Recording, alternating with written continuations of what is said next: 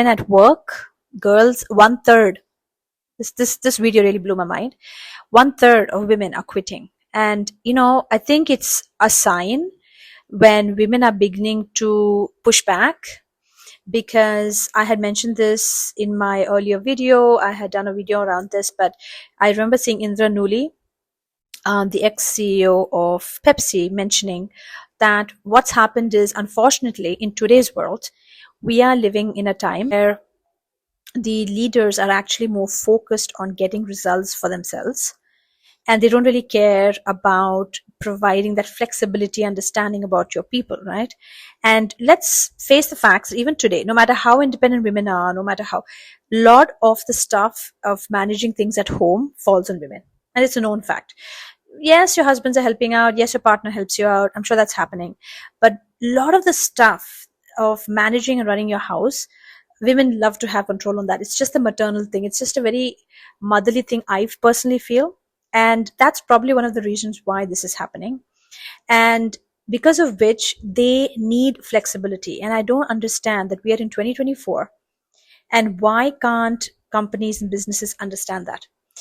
If you look at Europe, and because I've lived and worked in Europe, they are so big on providing flexibility, especially when it comes to your kids, managing your kids. I remember I was in meetings when I was working in Sweden.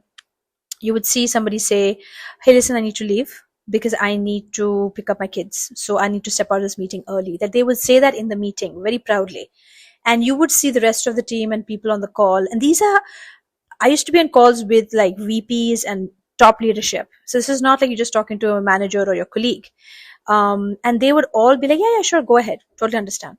So normal, to the point that I never had an issue, right? Like I never felt that if I step out for an emergency or something to do with work, with my family or something, there was no taboo on it. However, contrary to that here, I think in US there's so much more pressure for women to maintain the same work, the whole day, be there, no flexibility, expect them to do everything and then still give 100% at work. It's not practical. Companies which are showing flexibility do better.